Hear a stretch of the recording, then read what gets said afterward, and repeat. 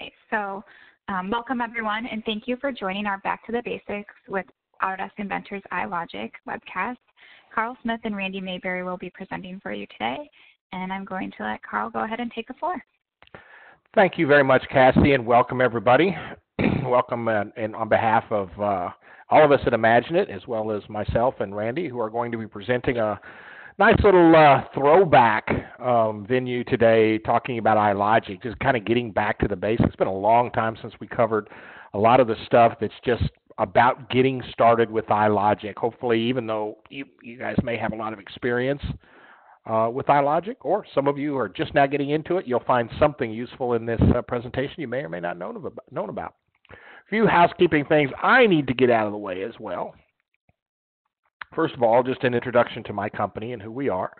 Randy, Cassie, and I all are part of IMAGINiT Technologies, where we have lots of processes, lots of workflows, lots of expertise, and lots of opportunities to help you guys out with what you do, whether it's discoveries, trying to figure out your as-builts, your optimization for whatever it is you're trying to get done. You're trying to enhance productivity, and then from the back end, training and support. All of this stuff are part of the division, I guess if you'll say, that we work with. So the Manufacturing Services Division incorporates all these kind of techniques and more to help you guys be as productive as possible. IMAGINiT, of course, is part of RAND Worldwide, the umbrella company that is our parent. We have two sister companies that we work very closely with, including RAND 3D and Ascent, the courseware folks. So if you buy courseware or use any kind of hard copy courseware, the Ascent folks are the authors of all of the Autodesk official stuff, as well as courseware for Dassault and PTC. This Pushpin Map kind of gives you an idea on some of the areas that we are located, some of our office locations. We've been in growth mode now for the last couple of years with acquisitions of offices that enhance our business. And I guess the point of this slide, if you haven't heard it yet, is you may have a local Pushpin near you and support from an account manager and a technical consultant. Hopefully, those folks are taking care of you 100%. But in the event they get stumped or get into a situation they can't figure out, just look at the both breadth of knowledge and the depth of ability to go find the answers if we don't find them locally. Lots of folks on board here throughout the United States and Canada to help you guys get to where you want to be. So, if you are ready, I will turn this over to Randy, and we will get started with today's presentation. Randy, you should have the cons, sir. Thank you very much. Let me share my screen. Cassie and I were discussing earlier about getting used to this new version of WebEx. So hopefully it'll let me do that.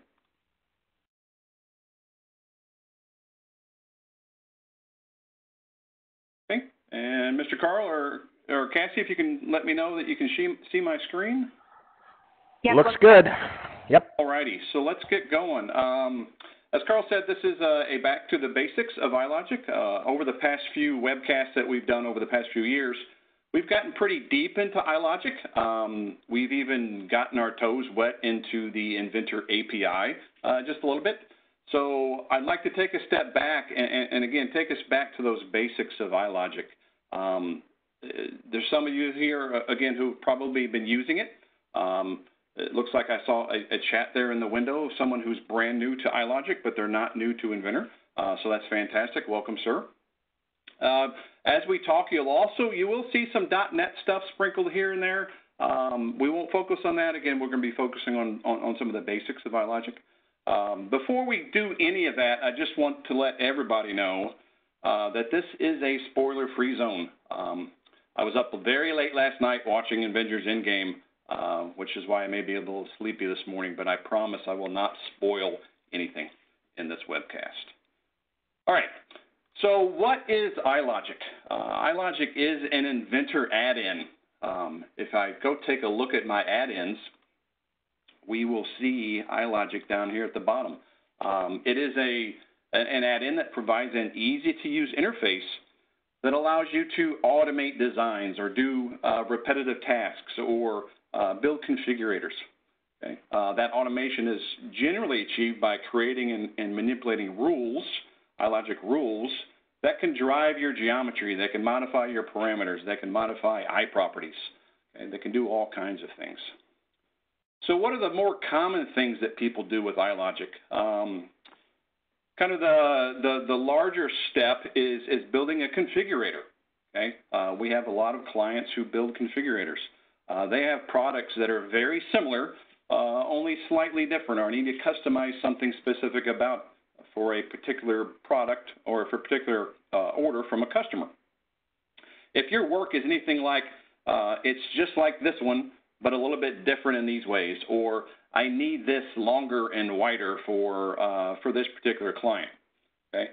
Then building a configurator or something like that with iLogic is a great place to go, okay?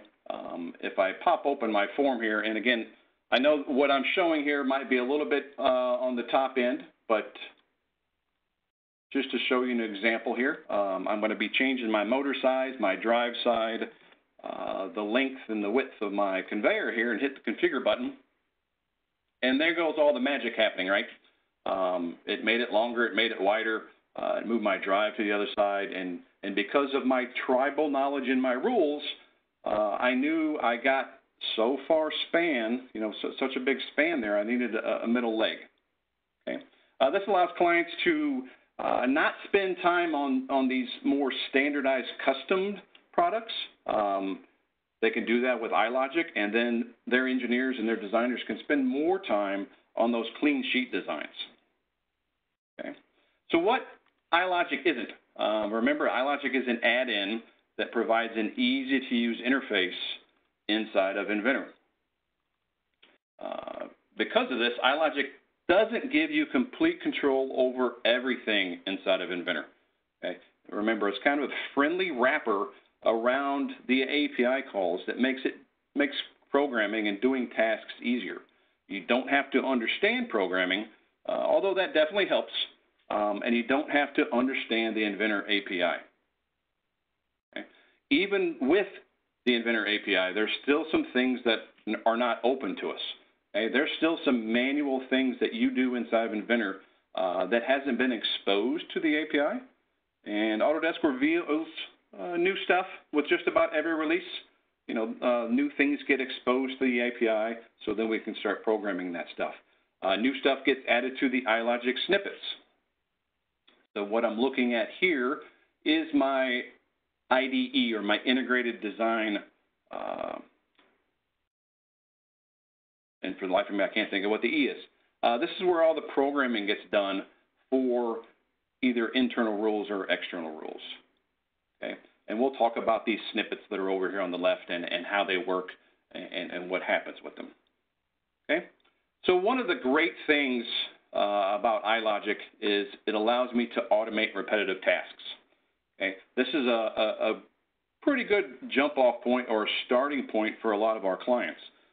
They think of repetitive tasks that they do all the time, and wouldn't it be great if I could get Inventor to do that automatically for me? Okay? So one of the very common workflows is checking eye properties of parts. Okay? We want to make sure that specific eye properties are filled out by our end user. Okay? So again, I'm looking at my iLogic panel down here on the lower left of this part. I'm on the Rules tab. This is where I build all of the internal rules. I've also got a Forms tab, which is where I build the UI or the user interface. And then there's also a spot for global forms, which is a location where those forms are not inside of this file, but they're stored somewhere else. By the same token, external rules are just that as well. They are rules that are outside of this component that I'm working in. If we have some time at the end, we will get into internal rules versus external rules. But for the most part here in this webcast, we're going to talk about internal rules. They are rules that reside inside of my part or my assembly or my drawing. Okay? So the first thing we're going to do here is build a rule that's going to check to make sure that specific iProperties are populated. Okay? We're going to use some of the snippets that are inside of iLogic, and we're going to use some of the wizards that are in there to build message boxes. Okay? So I've already created a rule here called check iProperties, and I'm going to simply right-click on that guy and choose Edit Rule. You'll see I've got some text already built out there, and it looks a little gray. It's got a single quote in front of it. This is a commented line. That's not going to do anything when this rule runs. Okay? It's used to explain to yourself and to others, the folks who come back and look at your code later on, what you're doing there. Okay? So I'm going to put my cursor on this next line. I'm going to hit my Tab key just for some indentation. Okay? Again, if we get time toward the end of this webcast and we have time, I'm a big fan or a big proponent of indenting and formatting your code. Okay, so we'll talk about some good methods for doing that. So how do I use these snippets that are over here? If I condense all of these on my System tab, we'll see I've got snippets for parameters, for features, for iProperties, for iParts. Okay? Autodesk has kind of grouped together those different snippets into various categories. There's also a Custom tab where you can write your own snippets. If you find yourself writing the same bit of code all the time, you can do that and then save that out as a custom snippet, and then even share that snippet code base with others inside of your office. So let's take a look at some snippets for iProperties. Again, we want to make sure that in this case the description iProperty is populated. I'm simply going to expand my iProperties. They've got some of the more generally used iProperties right up there at the top. Part number, description, revision number, title. And I'm simply going to double click that description snippet. And notice I get the code coming out into my rules editor wherever my cursor happened to be. Okay. The iProperties.value is in purple. That is a function. Okay. The next two strings that we see there are arguments. These are called arguments as part of that snippet. The first one is project, and then the second one is description. The project is telling me that I'm looking at the project tab of the iProperties. The description is telling me that I'm looking at the description iProperty that's on that project tab. Okay? So depending on what I do next, if I'm going in front of the snippet or behind my snippet, is really determining whether or not I'm getting that value or I'm setting that value. Okay? If I put my equals mark on the right-hand side and populate something, iProperties.value, project description equals Randy, I'm then storing that string value of Randy in the description iProperty. Okay. If I go vice versa and put that on the other side, I'm now creating a variable called Randy, and I'm pulling the description iProperty in and storing it inside of that variable. Okay, so most or just about any iProperty I can either get or set. I can read it or I can write it, and I can do that with just about anything. Okay, so what I want to do here is check to see if this description is blank.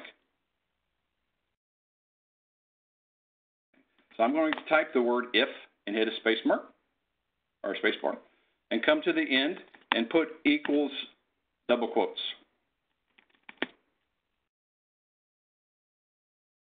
Notice the IntelliSense there, or the autocomplete nowadays, corrects my spelling for me. I had my caps lock on, so it kind of fixed all that for me. So I'm simply writing a conditional if statement here. If that description equals blank, then go do something. Okay. These conditional statements are built into the toolbar of the iLogic Rules Editor. I go up and see this if, then, end if and hit the drop down there, I could have it build that for me. I just have to populate additional arguments inside of it. Okay? I could come down and pick the end, if, then, end if. And it puts a generic version of that code in there for me. The my expression is where I would put what I'm trying to check for whether that is true or whether that is false. I could simply copy that guy and come over here and paste it, and then I end up with the same thing there. Okay. If you're first starting off with iLogic, you may find yourself quite often using these conditional drop-downs. Okay. They've even got additional keywords. If I'm building case statements, if I'm building subroutines, if I'm building while statements, and then there's even operators in here as well. Equals, greater than or equal to, all of that stuff. Okay. Once you become more familiar, you end up probably typing more than you will pulling that stuff down or copying and pasting. Okay, so I do need an end if on here. So if this is true, if iProperties value.description equals blank, then it's going to fall into this conditional statement. Okay? If not, it's just going to skip over this and move on to the next line and do whatever that next line says it needs to do. Okay? So what do we want to do here if our user has left that description iProperty as blank? I want to throw up a message box that says, hey, you need to fill out your description iProperty. There is some snippets for message boxes over here in my snippets. Okay? There's a lot of various arguments that I can swap in and out using those snippets. Okay? It's also pretty easy to use the message box wizard for something like this.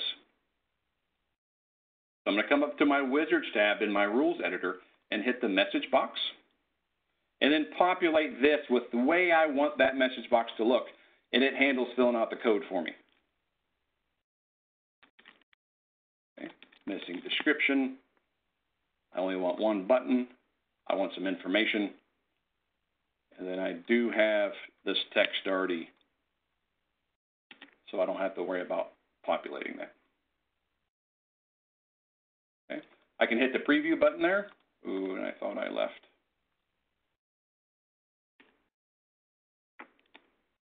Well, let's do this then.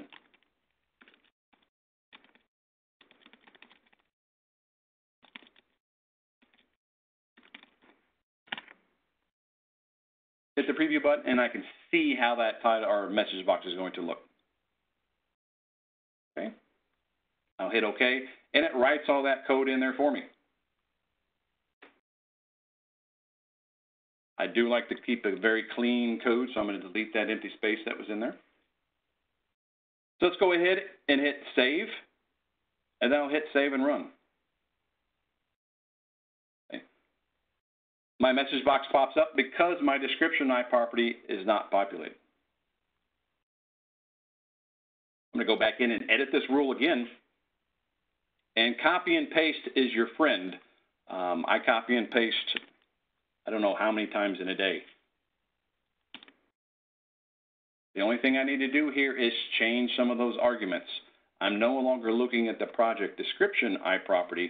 If I want to look at the title, again, I've highlighted that text with my cursor, and then come back to my title iProperty, double click it, and it populates that. Notice our tab is different for this guy. It's now summary. Okay. So I copied the word description there and populated a few more. Description iProperty is not populated, and my title iProperty is not populated. Okay. So that's a very common thing that we have people do. They want to make sure that their users are filling out things they need to be filling out. How do I force that rule to run? In this case, we would set something called an event trigger. If I go to my Manage tab of my ribbon, in my iLogic panel is a button called Event Triggers. And this allows me to set certain rules to run on certain events. You notice over here in the right-hand side of this, I see various events that happen. I want the check iProperty rule to run every time my user hits save. So I'm simply going to click on him and drag it and drop it right underneath the before save document. Okay. I go ahead and pop open my iProperty here, put some information inside of test, come back and save my part. Ding, my description iProperty is not populated. That message box popped open, but I'm not seeing the one about the title. Okay. So another common thing with iProperties is to build those iProperties. I want to use some of the parameters that are inside of my component in order to build my iProperty. If I look at my user parameters, up at the top of my rules editor, I see length, width, and thickness. These are the parameters that are actually driving that component. Wouldn't it be great if I filled out my description iProperty using those actual parameters? So if I went in and modified it and made it 3 inches long, maybe 1 inch wide, all of my text that are inside of my iProperties could update based upon that. Okay. I don't want to do a whole lot of typing, so I do have this stuff already typed out. Here we see a little bit some .NET stuff going on, but remember what I said about equal signs. Okay, the equal sign is on the left-hand side, so I'm setting these variables called fraction thickness, fraction width, and fraction length equal to something. I know that's a variable because that is brown, and I am in the default syntax coloring of iLogic. We'll notice things are purple. You saw some green stuff. The blue entities are parameters that are inside of my document. Right? Thickness, width, and length there, it's all a blue font. That means I'm representing these parameters that are up here. And really the only thing this is doing is taking those variables or those parameters and turning them into fractions to the nearest 16th. Okay? I want my description iProperty to be in fractions, not in decimals. Okay?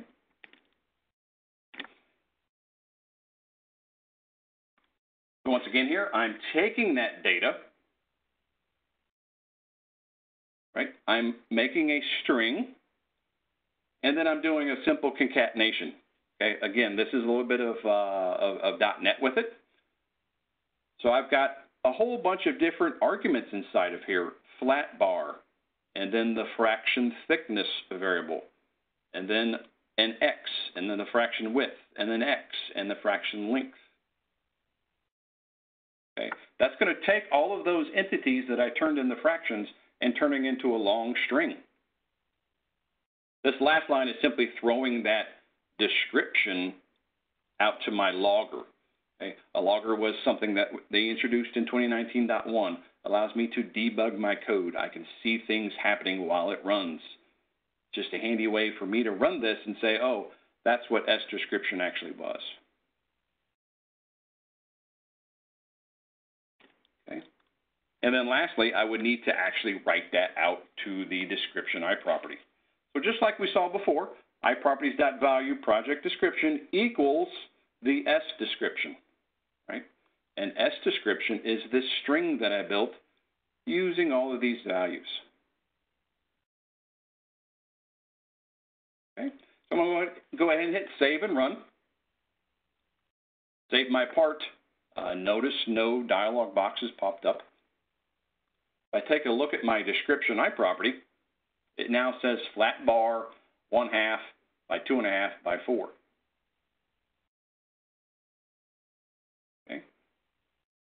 My thickness to 1/2, 2.5 wide by 4 inches long. If I go modify now some of my values,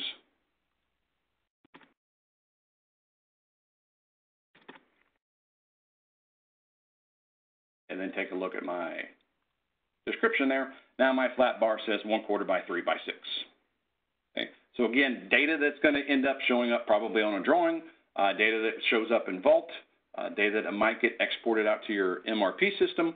I don't have to keep up to date with that. It's going to update on its own based upon the dimensions that are driving it. Okay. So let's take a look at some other things here with iProperties real quick.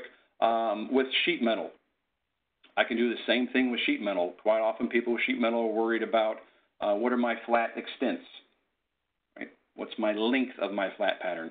What's the width of my flat pattern? So I've already got some code written in here. It's going to build, again, the description iProperty. In this case, I am using some sheet metal stuff down here in my snippets for get active style.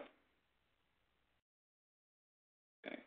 I simply go right at the back end of this guy and double click that get active style. It's the same code there, right? It's telling me some variable called current style equals sheet metal.get active style. And I'm going to store that in a variable called SM style. Just like we saw previously, I'm using that to concatenate, right? I always make this part out of hot roll A36. I want to pull in that sheet metal style, and then I want the thickness parameter inside there as well. Okay. So lastly there, I would be writing that value out to my iProperties. I also want to look at the flat extents. iLogic has flat extents length and flat extents widths as snippets inside of there. The wonderful thing about that is if you do not have a flat pattern and you're working in a sheet metal part, it'll create the flat pattern and then extract that data for you. Okay. So I already got that code, again, already written out. Nobody wants to watch Randy type. And it's the same thing here with some twists, right? I'm defining my length as always the maximum. It's the max of the length or of the width. And then my width would be the minimum of those two. Okay. Again, very similar to what we saw before. I'm then taking that value and I'm rounding it to a fraction. And then I'm writing a string out of that. I'm then taking that string and writing it to a custom iProperty this time. Okay. If I go up and take a look at my iProperties, there is a custom snippet. Really, the only thing in there I have to populate is the property name. In this case, I want it to be called flat extents. Okay. So I'm going to hit save and run there. Go take a look at my iProperties. You can see on my description, it's sheet, hot rolled A36, 16 gauge, and then the thickness. If I go take a look at my custom tab, there's my flat extents, 7 3/8 by 6. Let's change my sheet metal here. Let's say let's go up to 12 gauge. And then modify how long that face is. Go pretty big here. Okay. So let's take a look at my iProperties now. On my status or my project tab, it's 12 gauge, right, 0.1196. And then on my custom tab, my length there has changed. Okay. So again, using iProperty is a very common basic place for people to start using iLogic. Okay. So let's talk about some other workflow type stuff here. We're going to start talking about parameters and suppression of components. Okay. This is a simple angle support bracket weldment. It's got a simple angle in it and a gusset. Okay. iLogic is a great tool for capturing, again, what we usually call tribal knowledge. I know when certain angles are being used, I have to do certain things to that gusset. Okay. Maybe I get to certain sizes, I don't need that gusset anymore. If we take that knowledge and capture it inside of the iLogic rules, then there's no question when I go design and use this part, it's going to be the exact same as the guy in the cubicle next to me. Okay. Quite often we'll want that code to reside up at the assembly level and then pass down or flow all of the information down to the components. That's not 100% always the case. If it's code that is always going to be happening in a specific component, it's okay to have that down there so I don't have to duplicate it over and over. But typically we're looking at a top-down. The meat of my code that has to control this is at the top level, all those calculations that have to happen. Okay, so let's take a look at my parameters that I got in here. I've got a user parameter, again, up here at the weldment level called angle size. It's a multi-value. It's got various sizes inside of there. And then I've also got a parameter in here called hole diameter. Okay, so as I said, there's times when I'm going to say I don't need that gusset. Okay, I know based upon calculations, based upon years of us using this angle support bracket, when I get down to that lower size, I don't need that gusset any longer. Okay, and we do that with what's called suppressing components. Generally, we want to prep the model as much as possible before we start making any code. We want to set up all those parameters that we have. I want to have all my components inside of my model before I go start typing any code. By the same token, I set things inside of the components that I need to control. So if I go take a look at this angle, I've got length and leg lengths and thicknesses. Okay. If I go out and look at my gusset, I've got leg lengths and I've got thicknesses. I've got parameters for the flats. Okay. Any parameter that I want to control, I make a user parameter, even if it's something this simple. Okay. It makes much more sense in my code if I come back and look at it that says thickness equals 0.25 inches versus D24 equals 0.25 inches. Okay. My thickness in this case is the D0 parameter, right? I could have renamed this model parameter. When we get back into the iLogic rules editor, we'll see why I try to put as much as I can in the user parameters as opposed to renaming model parameters.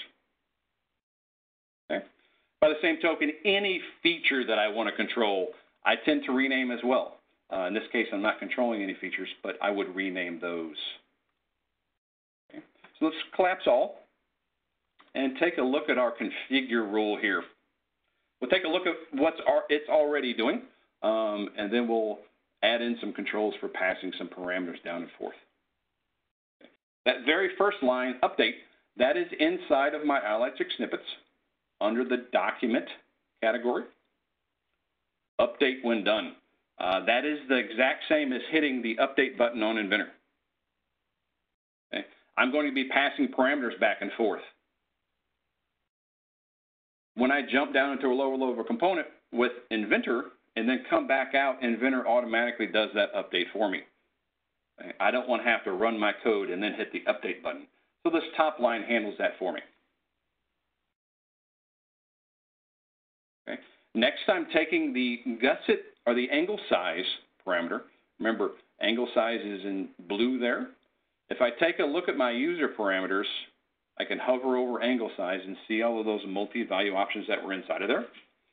And the reason I put things in user parameters is I don't want to have to jump back and forth between model parameters and user parameters. Oh, where did I put width? Oh, I put that in my model parameters, but my thickness was in my user. Doing it this way means I only have to go to my user parameters.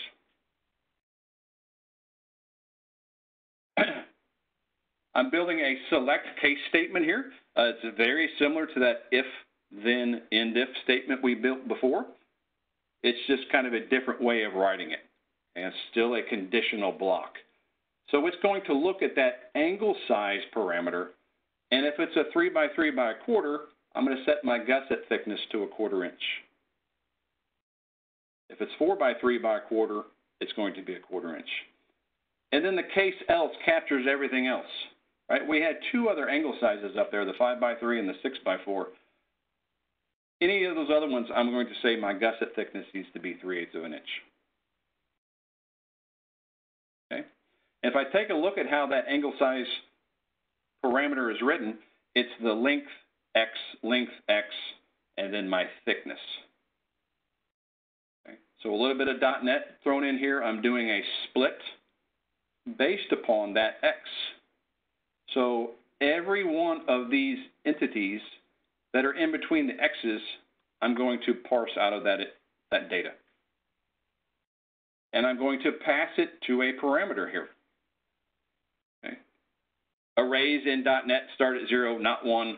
So our first one is 0. That's the leg 1 length, and then leg 2 length, and then the leg thickness. Okay. Again, that makes a lot more sense to me than trying to code angle split index 0. Okay. So now if I want to start passing those parameters down to that angle piece, I would use entities out of my parameters snippets. The very top here is my dynamic parameter. This is going to push that value immediately as my rule is running. Okay. If I double click it, I get my snippet down in my code.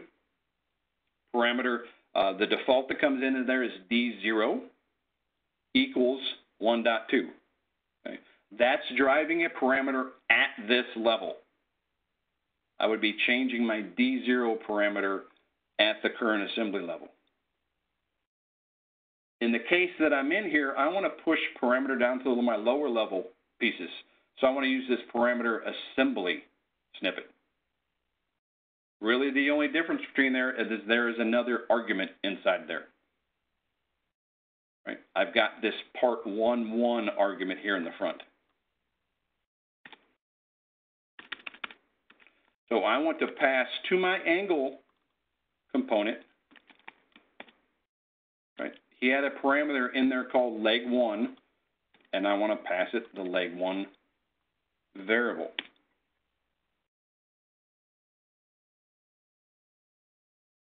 Okay. So I'm going to copy and paste some more stuff here, just so I don't have to type again. Right, I'm passing my leg 1 and 2 down to the leg 1 and 2 parameters of my angle piece, and then as well as the thickness. Okay. I'm taking those same values and backing off a 1/2 inch and passing it to my leg 1 and my leg 2, and then I'm passing the gusset thickness value to my gusset part. Right. The first argument for my parameter, if I'm using the assembly version, is always the component.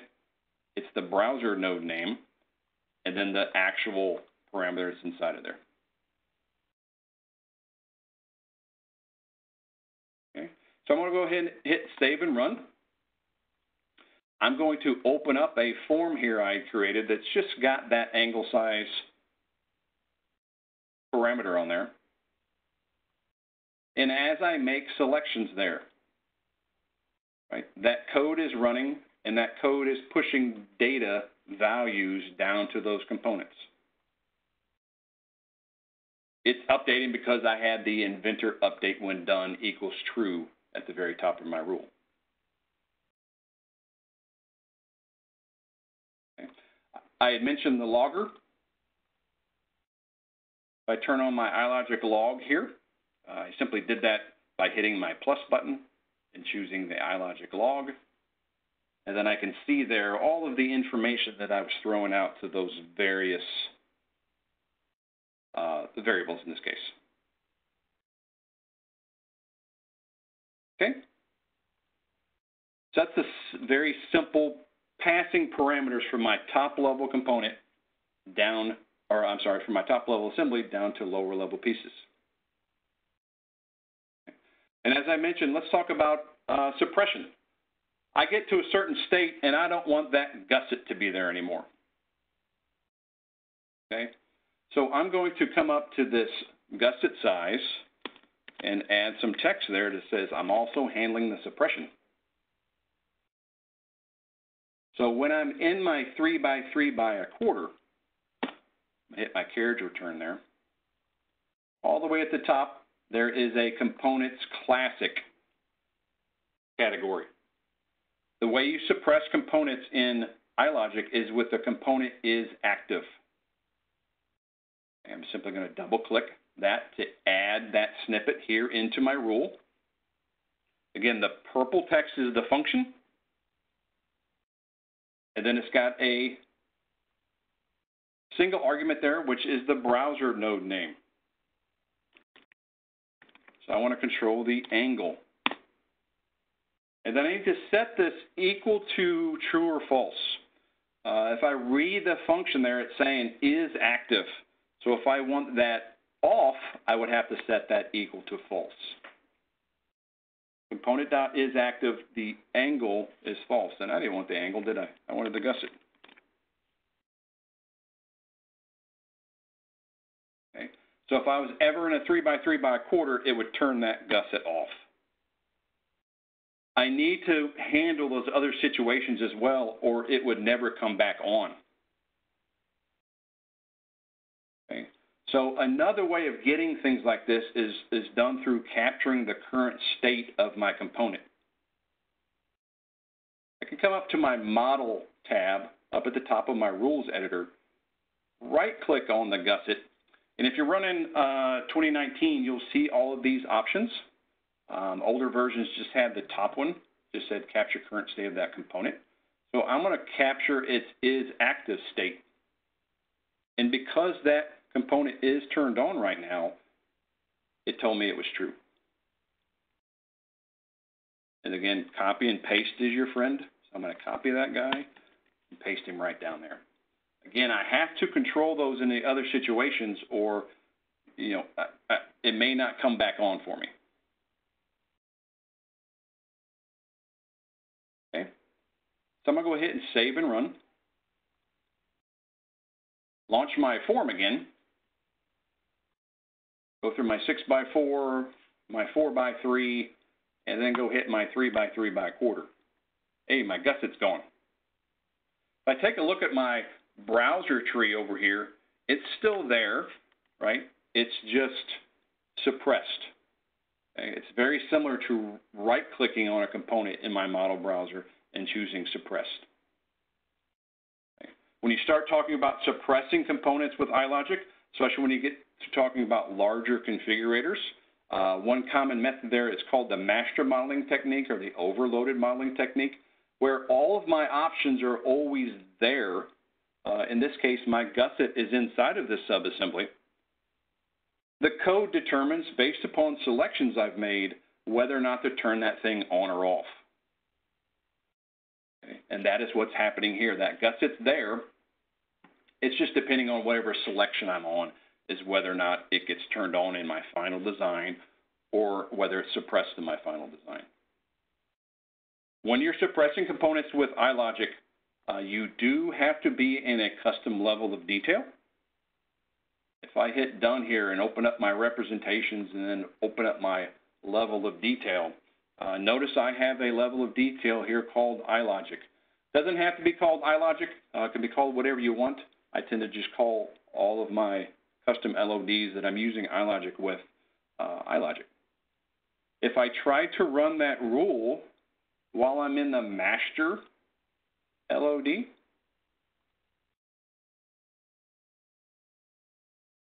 it's going to yell at me here, right? It's telling me there's an error in that rule. I cannot change the suppression state of a component when you're not in a custom level of detail. Okay. I switch back to my iLogic there, then I'm all fine and dandy. It works just as we expect it to work. When you're suppressing components with iLogic, it does affect the bill of materials different than if you were manually doing it. If I come in and take a look at my bill of materials for this guy and go to my structure tab, notice it's only the angle bracket. Okay, my gusset is not there. Go turn him on real quick. Save that guy. Go take a look at my bill, and now my gusset is there. What it's doing is changing the BOM structure to reference for that component, or actually for that occurrence. It doesn't change the default, only what's in this assembly. Okay. Another thing you might want to consider doing is stabilizing your browser node names. Okay. As I was talking about there with my code, so when I'm controlling a component.isActive or I'm passing a parameter down to a component, what is shown here is the browser node name. Okay. The browser node name by default comes in as the file name with a colon and whatever occurrence has to be, or it happens to be. If you look at my browser node names, they're called angle and they're called gusset. Okay, I'm going to put in a part here.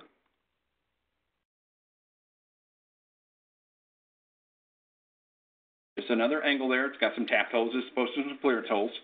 And notice the browser node name says angle tapped holes :1. That's the default name or the default browser node name when I'm bringing in a component. If I'm only working in this assembly and I'm not doing replacements, a component.replace, or I'm not using Vault to do a copy design later on, I don't have to change those browser node names because that browser node name will never change. Right? If I come and actually do a manual component replace on this part, and let's pick that guy, right? That part changes as well as my browser node name changed, right? Well, where did we capture browser node names? Right here in the code. So if I was pushing data out to a part called angle, and then all of a sudden angle's not there anymore because you've done a component replace, then your code doesn't work anymore. But if you stabilize that browser node name, it will always stay the same. I simply did that by renaming it. Okay. I think it was 2018 they finally gave us the F2 to rename, or you can do that slow double-click thing for Windows. Again, if you're going to end up building larger configurators or you're doing any component replace, you should really change those browser node names. Okay.